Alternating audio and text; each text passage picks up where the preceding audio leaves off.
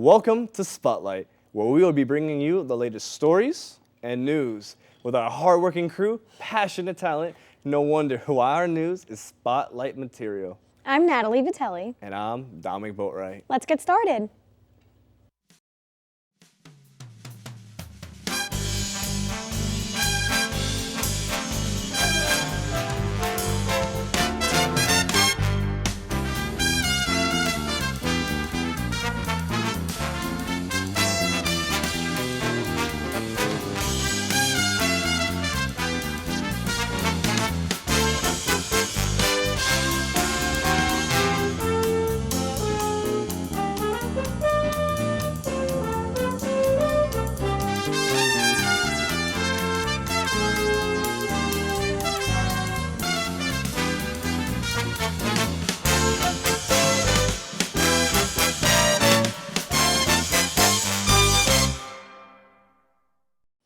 All right, KUTZTOWN is coming up. Remember that?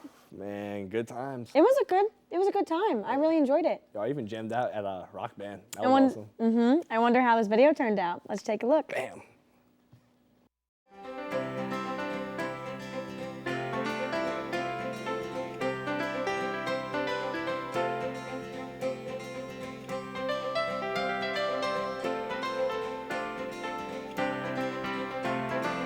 A gathering of all the quote-unquote nerd organizations in a non-offensive way on campus. Like, we have Gamers of KUTZTOWN University, KTA, the KUTZTOWN Technology Association, Renaissance Club, Fencing Club, Anime Club, Humans vs. Zombies, and the Hogwarts and Quidditch Club.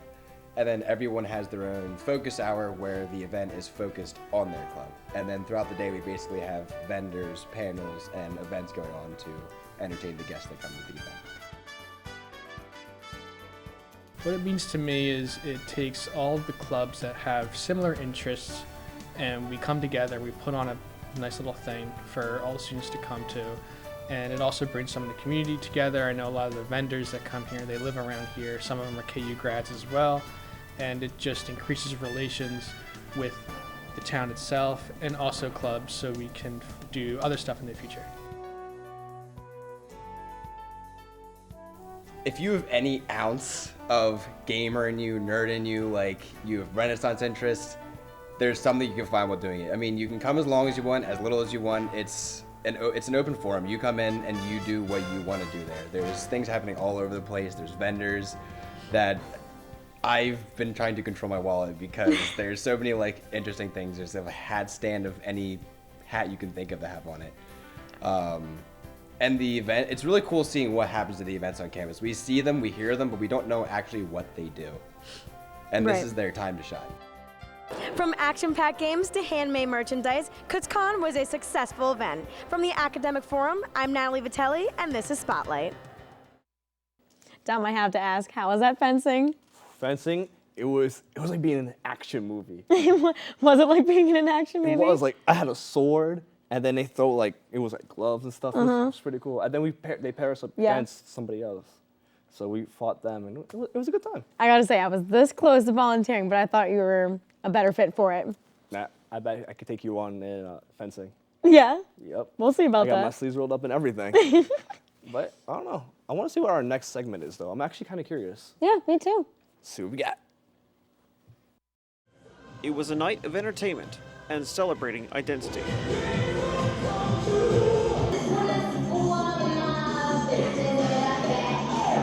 A large crowd packed Schaefer Auditorium back on April 7th for the 10th annual Allies Drag Show.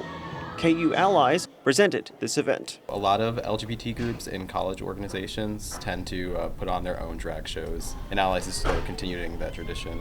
Drag's origins date back to Shakespeare. Women weren't allowed on stage, so men would dress as women to portray the aspect or the image of a woman on stage. And ever since then, it just continued on and it's become a theatrical production. But it's not just one gender portraying the other and vice versa. It's about being feminine or masculine. Among the performers that night was one who first came on the scene 6 years ago. I got involved because I lost a bet originally when I did my first drag show about 5-6 years ago. And I've been doing it about once or twice a year, a couple different venues ever since.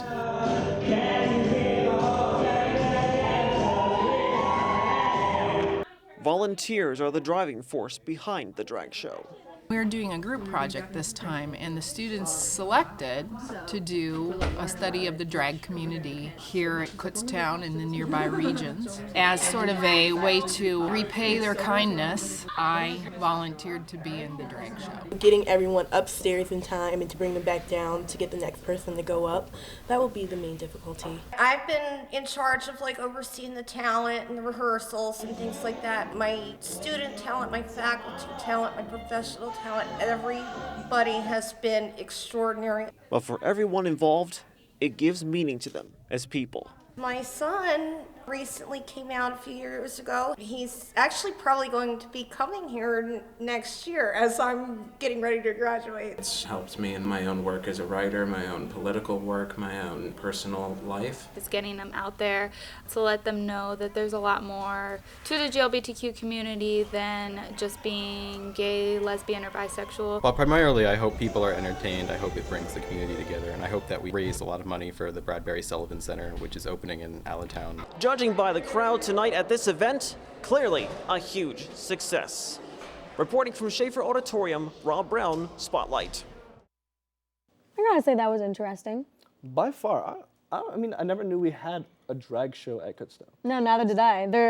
Their costumes were really bright and sparkly and colorful. Honestly, I like that. I don't know. I think, honestly, I did the trash and fashion show. Yeah. Oh yeah, so how was that? It was actually really good. But honestly, this one tasted cake. I feel like I would definitely want to try that. Like, it seems like fun. All right. But you know what else seems like fun than that? This commercial break. We'll be right back. We don't just spark minds. We set them on fire.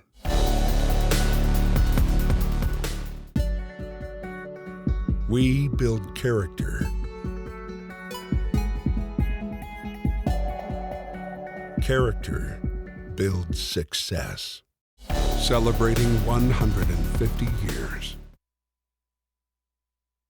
I hope you like good things and dinosaurs, because what our favorite people about the show is a nice, wholesome review of Good Dinosaur. Oh, the golden ticket's coming up. Again, my favorite segment. Oh, so let's send it back in time to the golden ticket. Hey there, I'm Matt Trehune. And I'm Sean O'Brien. And welcome to the Golden Ticket. Today, we are taking a look at The Good Dinosaur. Matt, The Good Dinosaur, thoughts? I think you should be able to help The Great Dinosaur, to be quite honest with you. Phenomenal movie. All right, let me start right out of the gate. It's a family movie. You have 3 kids, but then you have that misfit, which is Arlo. Yeah. He's in the big egg, but he's a little dinosaur. He's got to feed the chickens when they grow up a little bit, and he's afraid of chickens. He's afraid of the chickens. Yeah. He is the chicken of chickens. Little guy, let me get this for you. You're free. Hello, move. Go find your papa and your...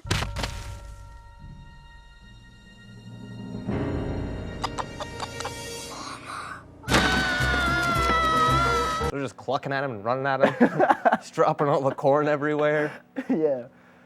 I gotta say, from the beginning of the movie, right off the bat, it already kind of tugs at your feelings, because you're already okay, some problems are coming up here in the family situation, and with Pixar, they're gonna tug at your heart a little bit. But I didn't expect it to really the whole movie. I was a bunch of highs and lows. It covered every emotion I could have possibly felt.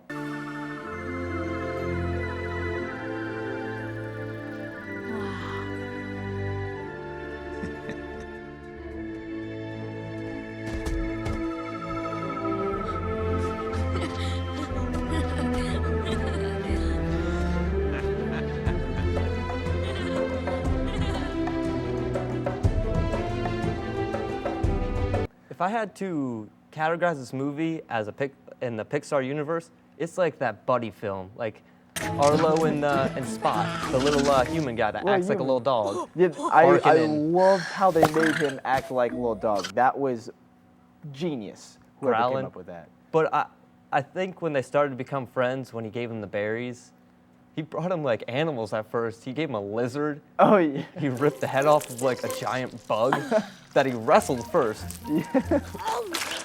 But one of my favorite scenes from this movie was when they have like the weird old berries and they eat them and then they start like tripping balls like in the middle of this kids movie. Yeah. I thought that was the funniest thing, and they're laughing and then their heads get switched, and it was just so funny. Like I could not contain my laughter.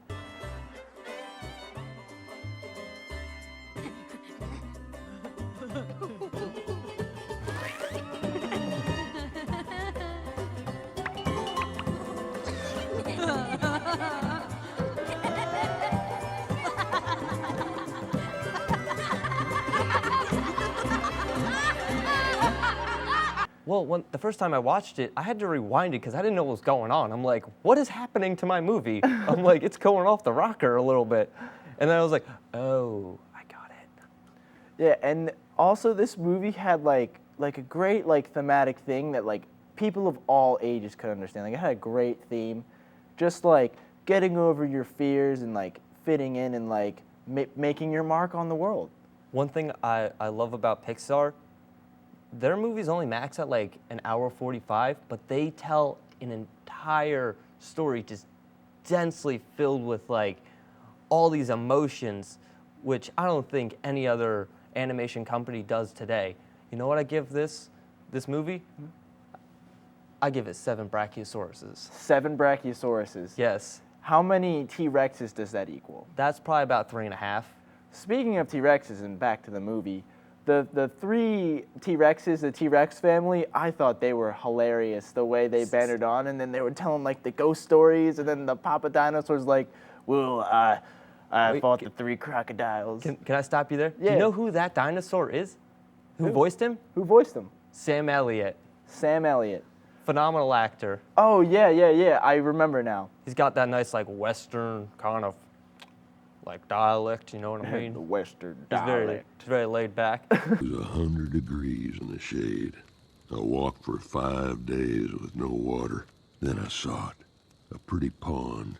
I bent down to take a drink when these crocs launched out of the water. One croc bit me on the face. Ain't no way I wasn't at supper. Except for one thing. I wasn't ready for dying that day. I bit one croc in half, tail whipped the other, and the last one, well, I drowned that croc in my own blood. All right, well, I think that's all the time we have. All right, thank you for tuning in to The Golden Ticket. As always, I'm Matt Terhune. And I'm Sean O'Brien. Good night and farewell. Oh, I have to watch that movie. That looks really cute. It was adorable, but yo, if you're gonna watch it though, invite me over. All right, is it on Netflix? I didn't know. I think it is. We'll find it. Who knows? Everything's on Netflix, but it's okay. It reminded me of The Land Before Time. Yeah, I kind of miss Land Before Time. I know. I watched it when I was like 4. It was so long ago. Oh man. But this commercial's not gonna be that long ago. We'll be right back. We strive to earn the title. So keeping it clean on the internet is vital. Think before you click. We are more worried about our jump shots than our retweets. So we think before we click. As student athletes at KUTZTOWN University, we would like to remind you to think before you click. And this next showcase is Reptile Land, made by Zach Esposito and Joe Finney. I'm excited to see this, Reptile Land. True, they're all scaly and stuff. Yeah, I think I'm gonna take a class with dinosaurs. Like for next semester, it's like. True, but I mean, that one dinosaur was so cute. I hope these reptiles are cute. Let's check it out. I'm curious.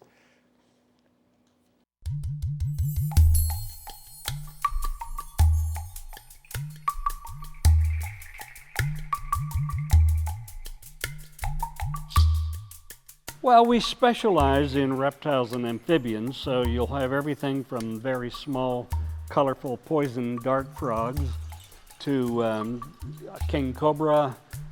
We have large alligators, gaboon viper, mambas, various species of vipers, rattlesnakes, for example, our native copperhead.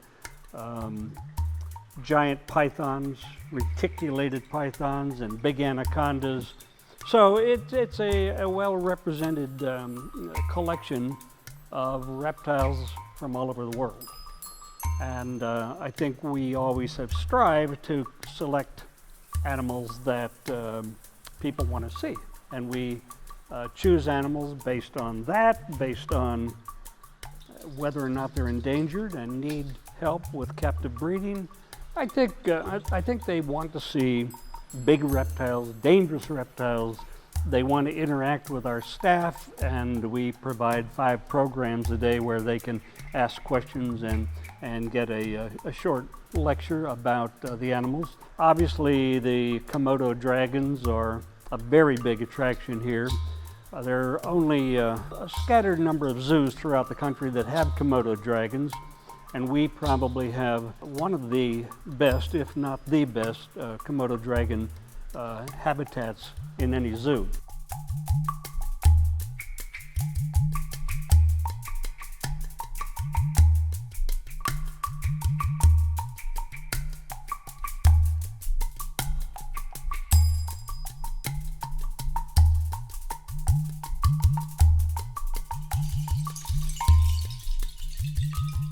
A big part of the program for any zoo, and us included, is to have captive colonies that are genetically diverse, with the idea that not only are we providing specimens for zoo exhibits, but we have assurance colonies that may, if we ever as a species get our act together and stop fragmenting habitat, we may have assurance colonies which would allow us to reintroduce a species that might be either very rare or extinct in the wild.